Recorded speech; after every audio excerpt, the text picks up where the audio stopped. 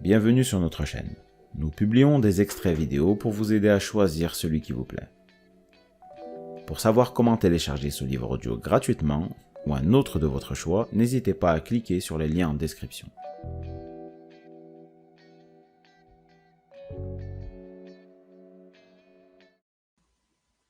Introduction. L'impossible vous est possible. Rien de mieux pour entrer dans le vif du sujet de l'autodiscipline et de la motivation que de partager avec vous l'édifiante histoire. Elle a été racontée à Sayed Balkhi, un entrepreneur américain, par sa cousine à propos de son père, l'oncle de Sayed.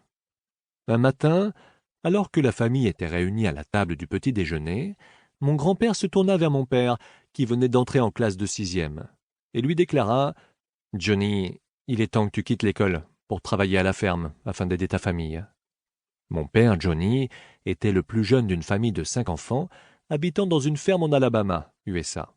Son père était agriculteur et policier à temps partiel. À l'époque, vers l'âge de 11 ans, chaque enfant de sexe masculin devait arrêter l'école pour soutenir sa famille. En entendant cela, les larmes coulèrent sur le visage de mon père et dans son bol de céréales. Il supplia mon grand-père. « Si tu me laisses continuer à aller à l'école, je ne te coûterai pas un centime. Je vais gagner ma vie. Je paierai mes livres, mes vêtements et ma nourriture. S'il te plaît, papa, laisse-moi aller à l'école. » Mon grand-père resta silencieux pendant quelques minutes, puis répondit à mon père de façon réfléchie. « Ok, Johnny, voyons si tu peux le faire. Mais si tu ne peux pas, tu devras travailler à plein temps à la ferme. » Les chances de gagner sa vie à 11 ans étaient alors très minces. L'après-midi et les fins de semaine, mon père lavait les voitures, tondait les pelouses, dansait dans les rues et cirait les chaussures. Tout en me racontant cette histoire, mon père me montra fièrement la simple boîte à chaussures en bois qu'il avait fabriquée à l'époque pour que les beaux messieurs du Sud puissent poser leurs pieds dessus pendant qu'ils faisaient briller leurs chaussures.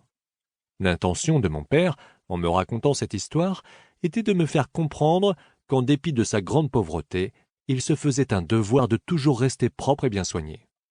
Il me dit « Ma petite chérie, même si je n'avais pas assez d'argent pour me payer plus de 2 tenues, je tenais toujours à être propre. J'achetais le même savon pour mes vêtements et ma toilette, des aiguilles et du fil pour réparer les vêtements et du cirage pour mes chaussures. Tandis qu'une tenue séchait ou pendant le temps où je devais la raccommoder, je portais l'autre. » Il n'est probablement jamais venu à l'esprit de mon père que la principale impression qu'il m'a laissée à moi, sa fille unique, était la valeur qu'il accordait à l'éducation. J'ai vu des photos de lui quand il était adolescent. C'était un adorable petit garçon, aux cheveux bouclés d'un noir de jais, qui gagnait sa vie dans un monde d'adultes, tandis que, pendant ce temps, les autres enfants de son âge jouaient après l'école. Finalement, mon père finit par décrocher son diplôme de fin d'études, devint danseur professionnel. De plus, après ses études secondaires, il fut embauché comme vendeur dans une grande entreprise américaine, mais il ne s'arrêta pas là. Il apprit à piloter de petits avions pendant la Seconde Guerre mondiale, passa son brevet de pilote et finit par devenir le propriétaire d'un aéroport. Pour réussir sa vie, il utilisa l'expérience, les compétences acquises et l'état d'esprit qu'il cultiva comme danseur de rue et cireur de chaussures. Cette histoire montre en filigrane l'importance des 2 clés intimement liées et indispensables pour ouvrir la porte du succès et de la réussite, l'autodiscipline et les motivations personnelles.